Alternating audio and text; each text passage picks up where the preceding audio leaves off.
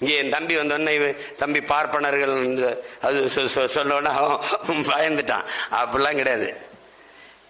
நான் போன விழாவில் கூட பாரதிய பாட்டேன்னு சொல்லிட்டு எல்லாம் பேசுறாங்க.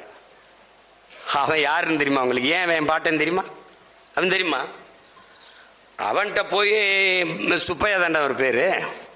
அவன் நம்மாலியா, அவன் பேரு சுப்பையா, பொண்டாட்டி பேரு செல்லம்மா, அவங்க அப்பா பேரு சின்னசாமி, அம்மா பேரு வள்ளி.